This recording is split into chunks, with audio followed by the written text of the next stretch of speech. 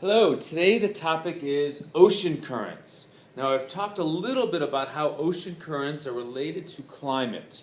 You know, ocean currents are moving around the earth, and we'll try to talk a little bit more in detail about how ocean currents are related to climate in this presentation. So we'll just describe what drives ocean currents, what makes ocean currents move. So here's a nice little map of the surface ocean currents.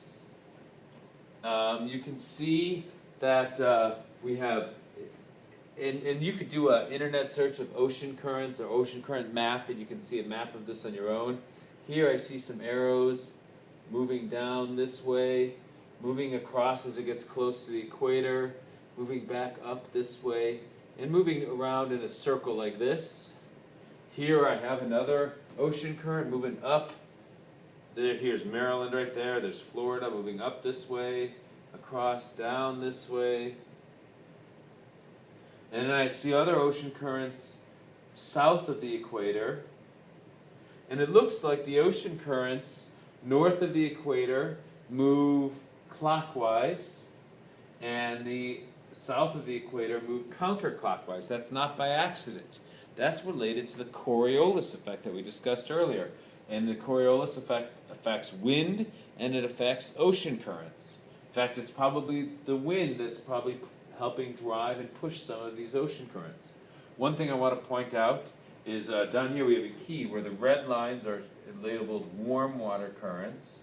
The darker lines are labeled cold water currents. And if you think about it, as the water moves along here, moves along the equator, it's going to get warmed up by that direct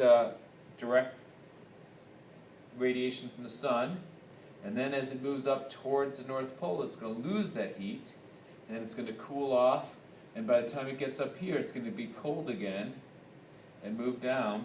So one of the effects of that is that the land that is near the ocean currents, as these warm waters move north, it helps keep Japan warmer than you would expect.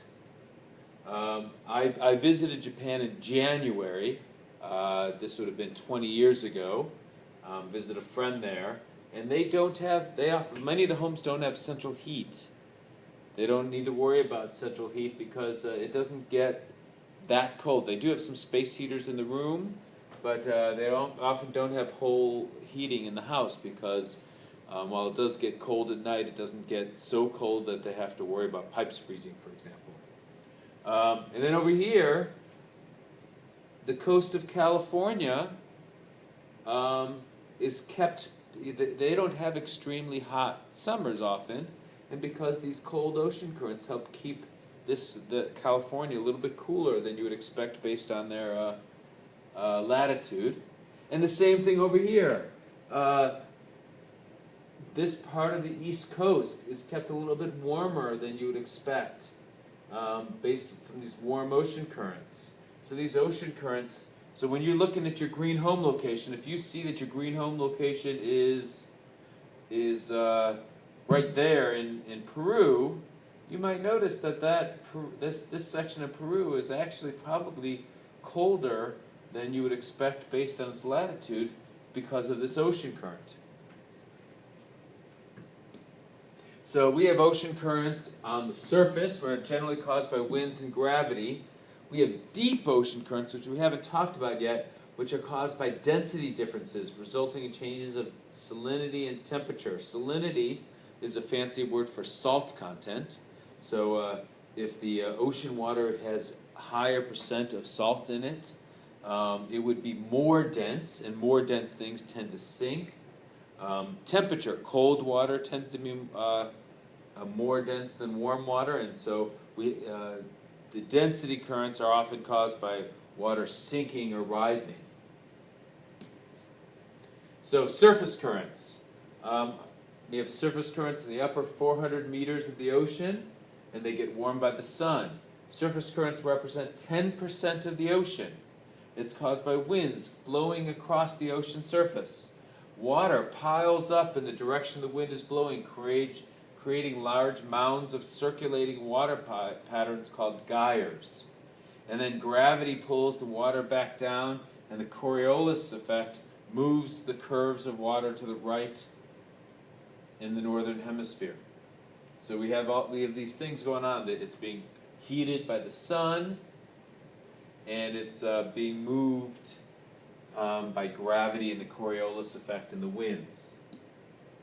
And then here's there's another basic map of the ocean currents. Like I said, Japan gets some warm currents, while California gets some cooler currents. The east coast of the United States gets warmer currents. And you can see in other parts of the world, places getting warmer or colder ocean currents.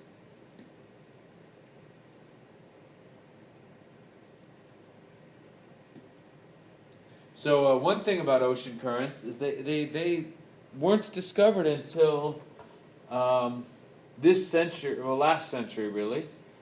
One thing that happened here, this describes an accident that happened with a cargo ship in which 60,000 Nike shoes were dumped off a cargo ship. The ship sank and the shoes fell into the ocean.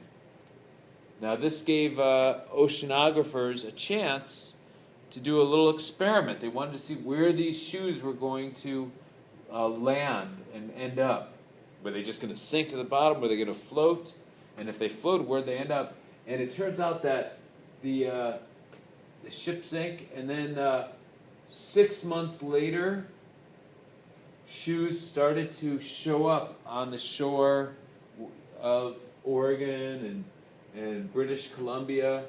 And then as they watched the shoes, they kept finding shoes. They found shoes in Hawaii in 1993. So 3 years later, they found shoes in Hawaii. And they found shoes in Japan. So when they started figuring out the pattern to where these shoes ended up, they realized that there was a big ocean current in the middle of the Pacific Ocean.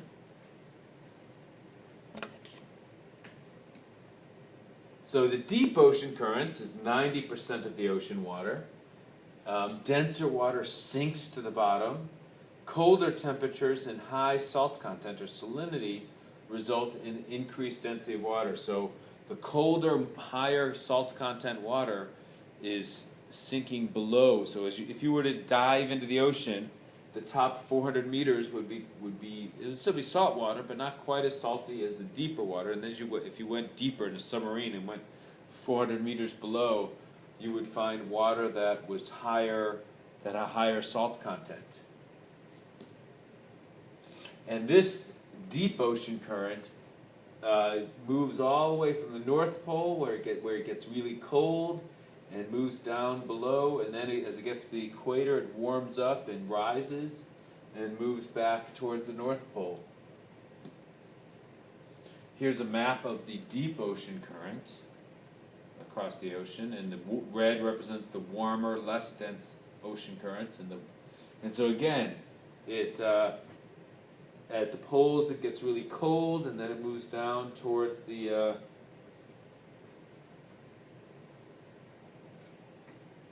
equator, and eventually warms up and comes back up towards the poles.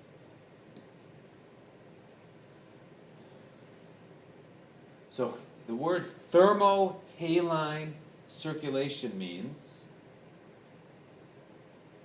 so thermohaline, so thermo refers to the word heat. You know, a thermal blanket, thermal underwear. When I lived in Wisconsin, sometimes I put thermal underwear on, big long underwear, to help keep me warm in the winter. I'm sure you don't want to hear about that. Haline, halite happens to be the mineral for salt. And circulation, you know, your body circulates blood. So circulation has to, there's no hint there. I thought there would be. But we all know circulate means to move around. Let's check out the video.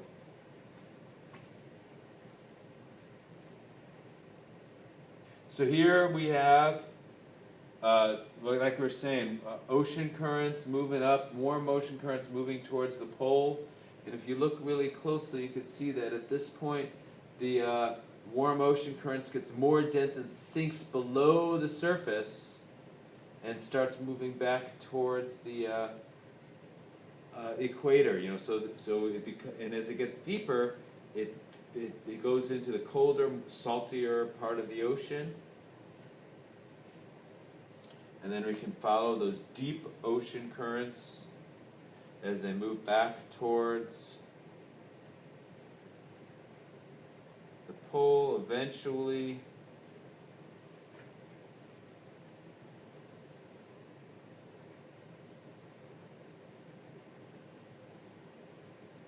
And they're circulating around the globe.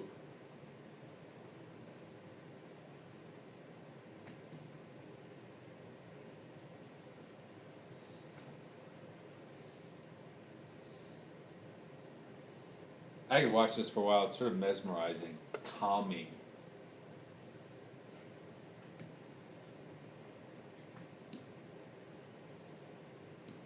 And I just wanted to see if we have a video for that.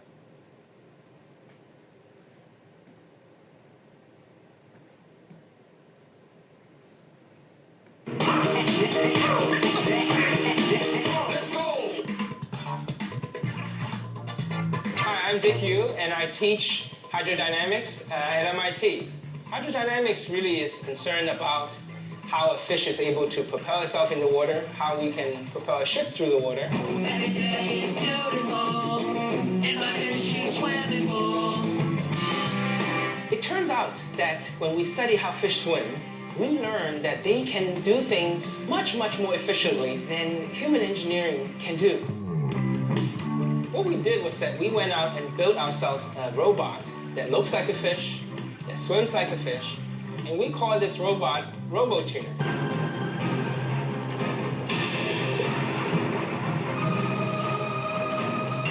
But unlike real fish with bones and muscles and fins, we built it all out of engineering, out of robotics. We spent a lot of time, for example, understanding how we can make the nose of a RoboTuner. We tried various different ways to make it just the right shape so that it would go through the water nicely. Every one of these pieces we have to study carefully. The shape, how thick, whether it's stiff, and how to move the fin if necessary. We did a lot of research to understand what is the best kind of skin. It has to be able to let the fish flex nicely. Of course, the real tuna is covered by scales. We found out that the material that is used for making swimming suits works the best. As the fish swims down the tank, what we do is that we use a carriage to follow the fish. The computers are responsible for measuring and collecting all the data. We found that there is a simple relationship among the speed of the fish swimming, the size of the motion, and the speed of the motion. And it turns out that all fish have a special way of combining these three things to make it very efficient. All my life, I've been very fascinated by everything about the ocean, about the fish, how they swim, about waves, how they break on the beach. And what really gives me a lot of excitement is to be able to understand the intricate workings, to take something that's very hidden and sublime and make it useful. So it might be really fun one day to see a whole school of man-made vehicles that could chart, for example, a part of the ocean for us, explore all these very beautiful things that are on the bottom of the ocean.